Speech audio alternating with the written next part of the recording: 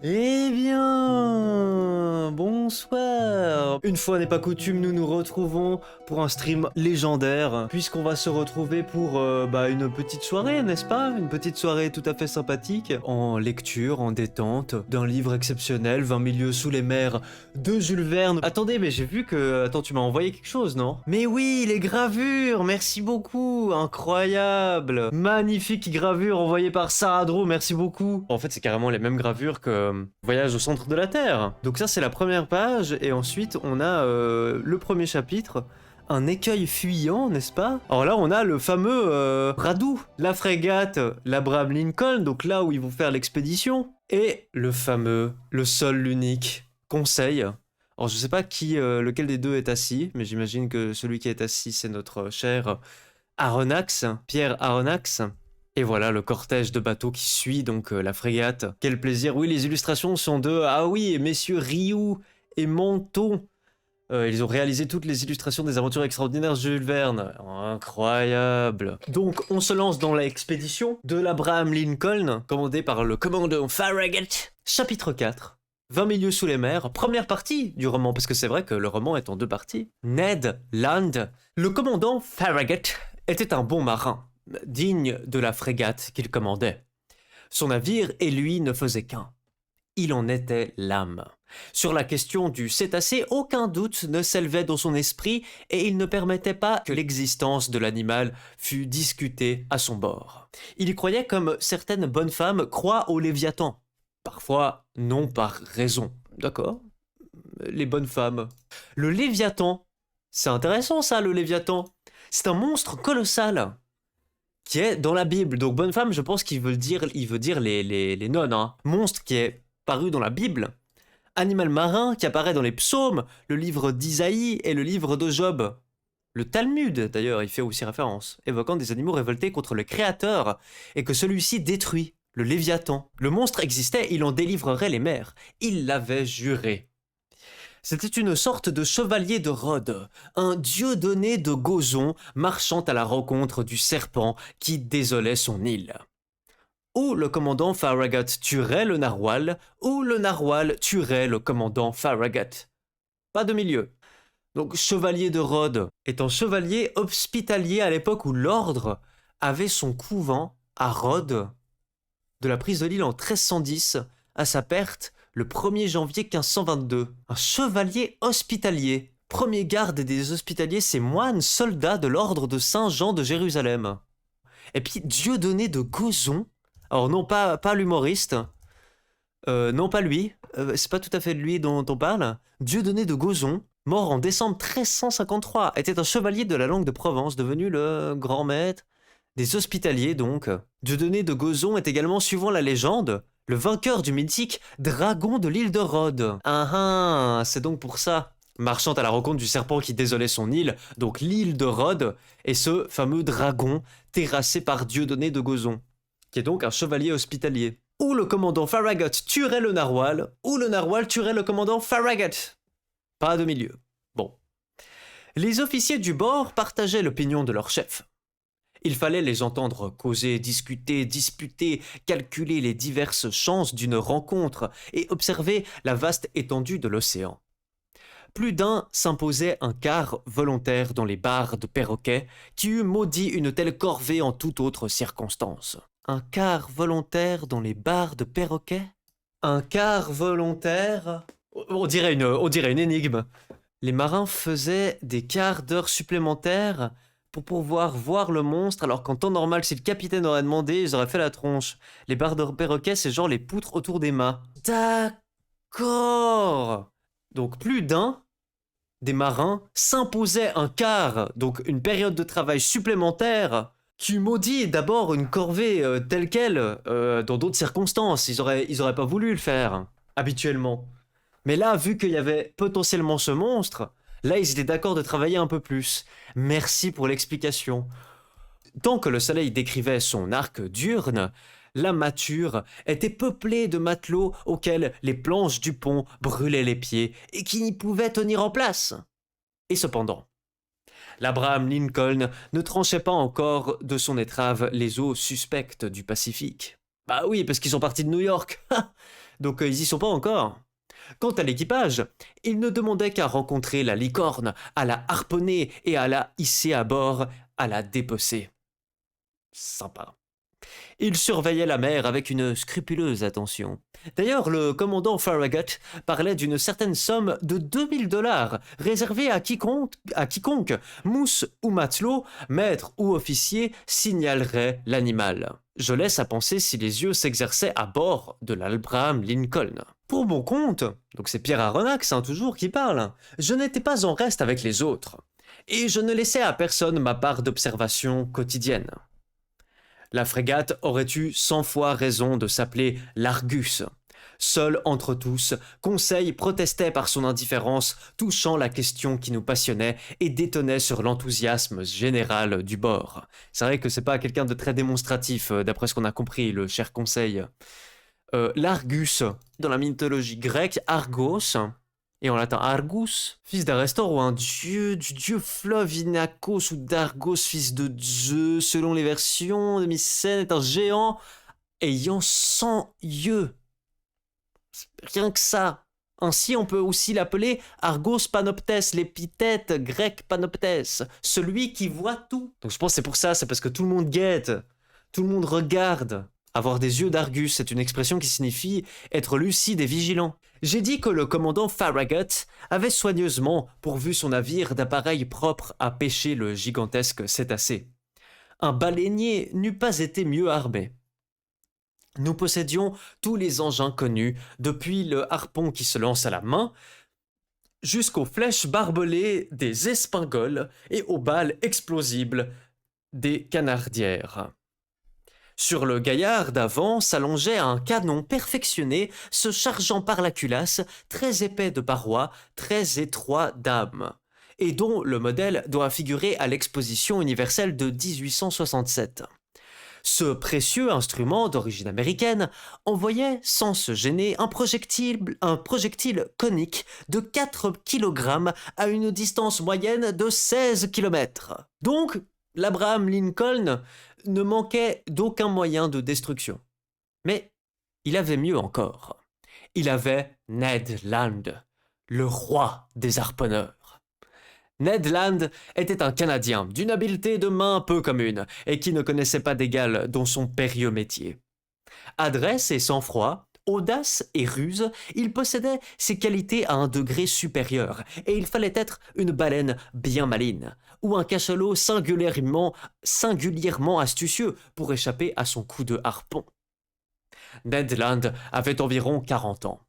C'était un homme de grande taille, plus de 6 pieds anglais, vigoureusement bâti, l'air grave, peu communicatif, violent parfois, et très rageur quand on le contrariait. Sa personne provoquait l'attention, et surtout la puissance de son regard qui accentuait singulièrement sa physionomie. Il déconne pas, Ned Land, hein. Je pense pas qu'il faut aller lui chercher des noises, hein, ce type-là. Oh la classe, quoi. Ned Land, John Cena.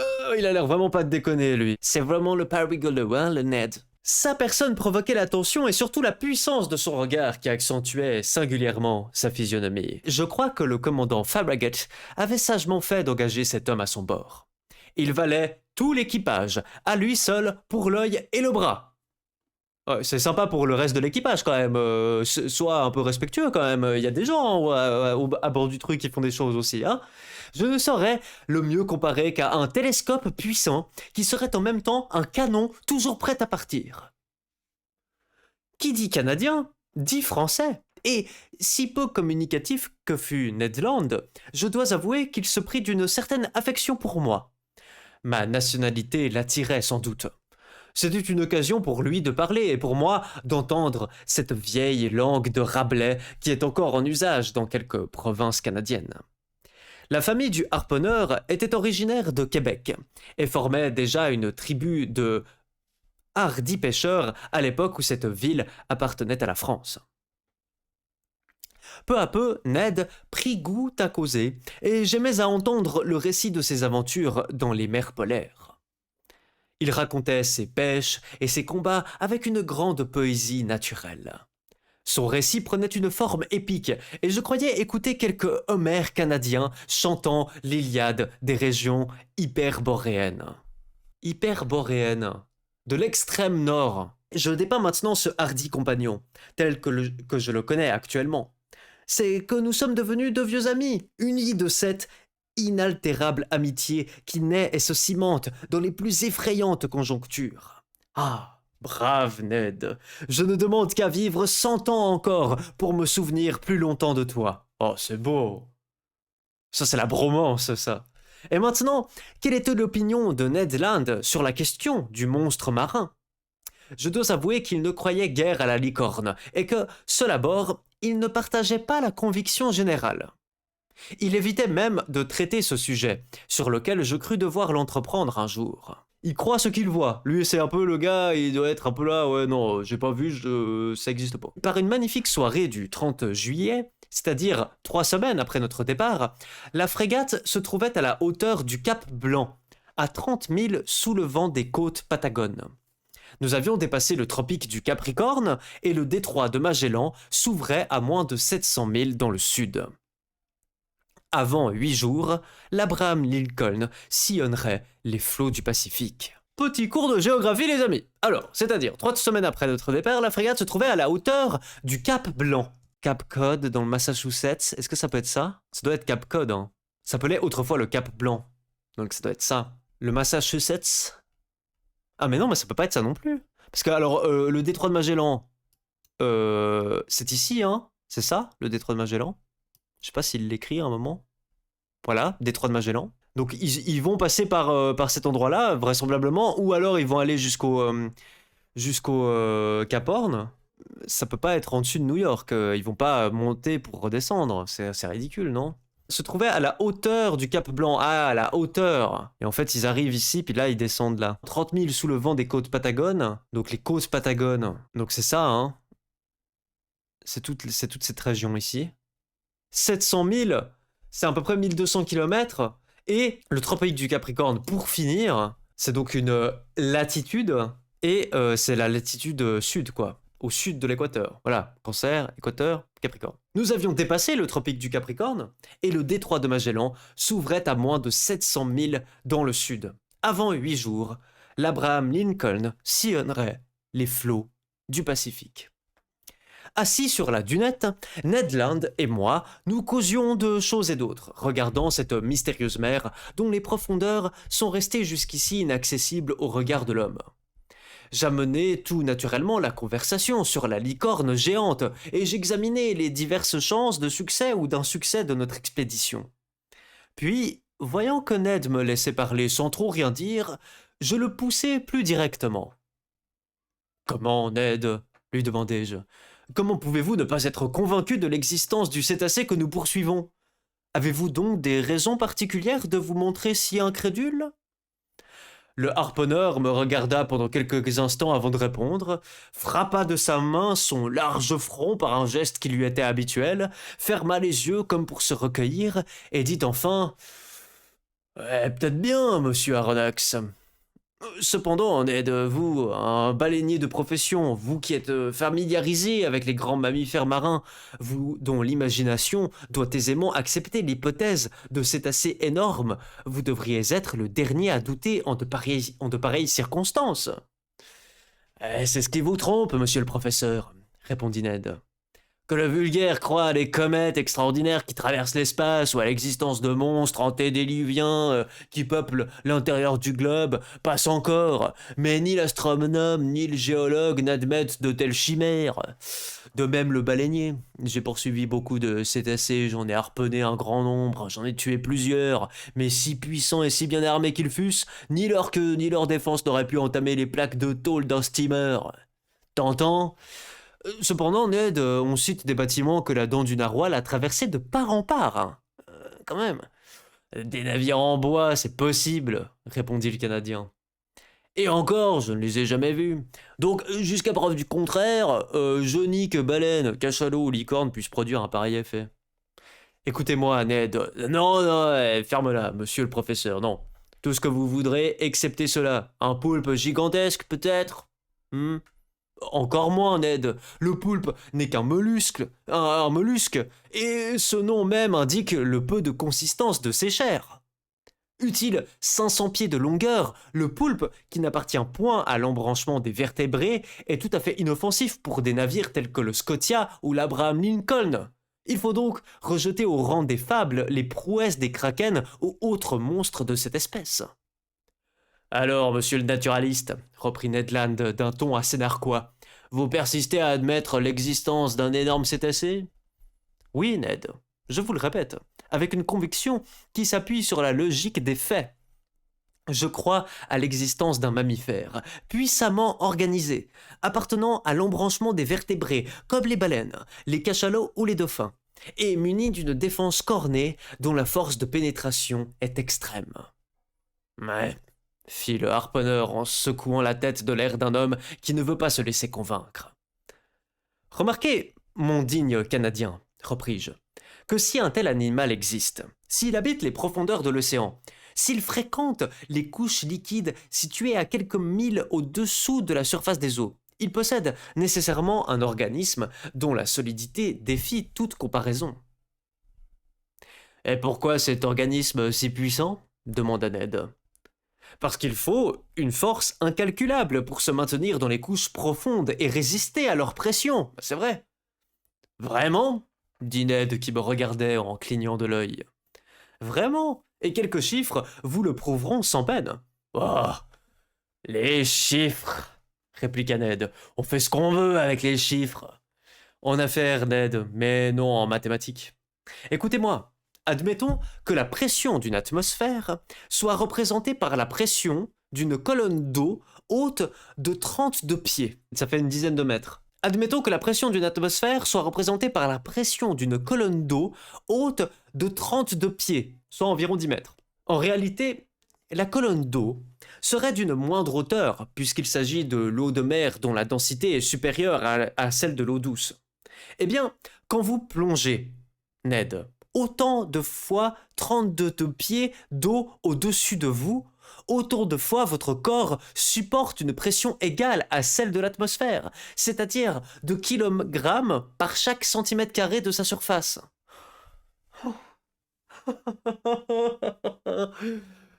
Les cours de physique, non, oh non. C'est les traumas qui reviennent, non. Il suit de là qu'à 320 pieds, cette pression est de 10 atmosphères, de 100 atmosphères à 3200 pieds et de 1000 atmosphères à 32 000 pieds, soit 2 lieues et demie environ. Ce qui équivaut à dire que si vous pouviez atteindre cette profondeur dans l'océan, chaque centimètre carré de la surface de votre corps subirait une pression de 1000 kilogrammes. Une tonne! Or, mon brave Ned, savez-vous ce que vous avez de centimètres carrés en surface? Je ne m'en doute pas, monsieur Aronnax. Environ 17 000.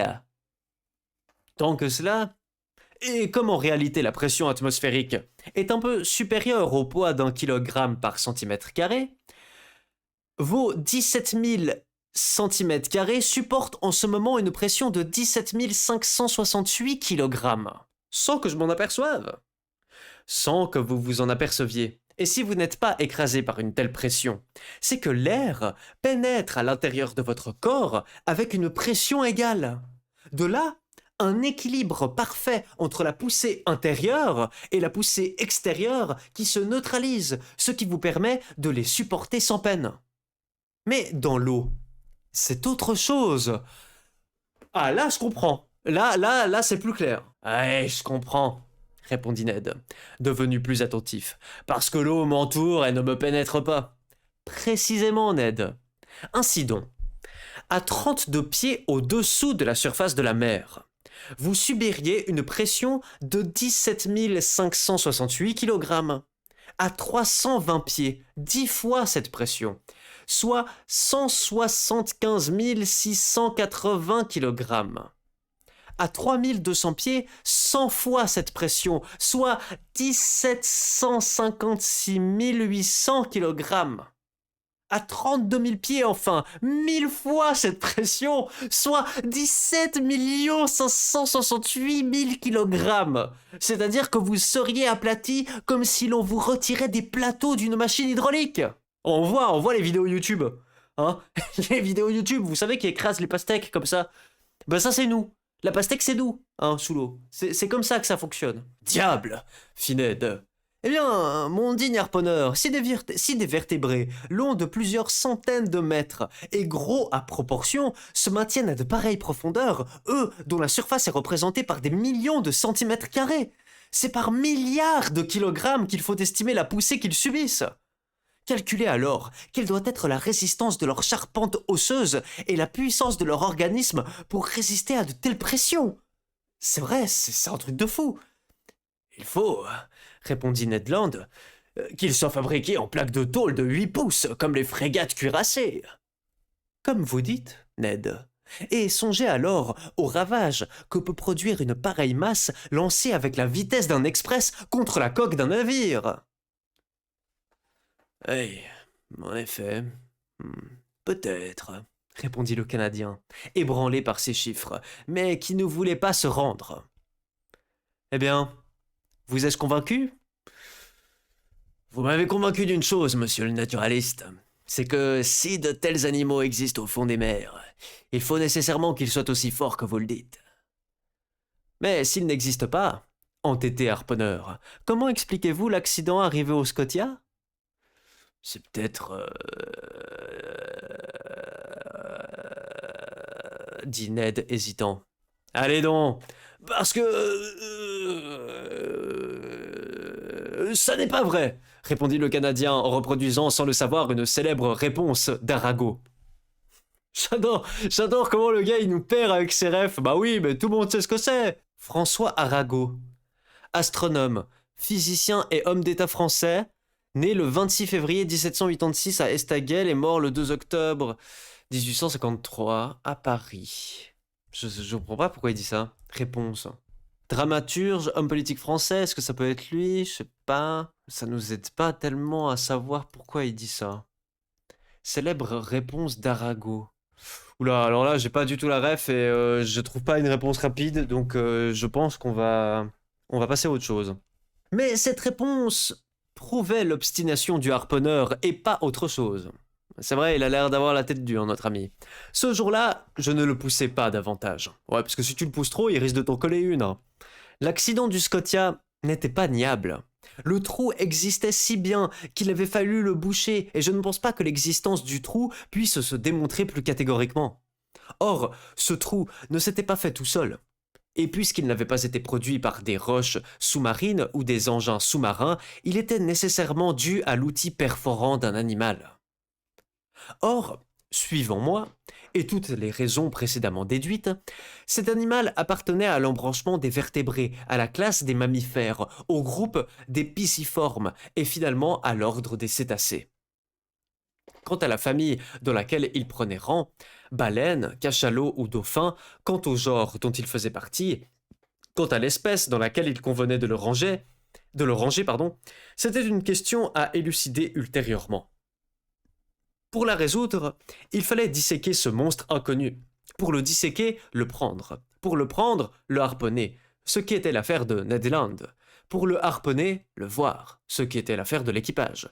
Et pour le voir, le rencontrer, ce qui était l'affaire du hasard. Tu le poses trop, il te pousse par-dessus bord et tu rentres à la nage. Ouais, puis tu rentres à la nage si tu te fais pas empaler par le narwal. Maintenant, il y a aussi ça. Hein. C'est que, bon... t'as pas tellement envie d'aller te baigner. Donc on a l'introduction du personnage de Ned Land, qui sera un personnage probablement central, hein, puisqu'il est chargé de tuer l'animal. De tuer cet animal. Ils ont aucune pitié pour ce pauvre animal qui, pour le moment, il a pas fait grand-chose à part détruire les coques des bateaux. Ok. En même temps, il sait pas ce que c'est, le pauvre. Il sait pas. Il voit un truc comme ça, il se dit, bon, je vais aller regarder. Et le pauvre, il a un nez qui fait, admettons, 40 mètres de long.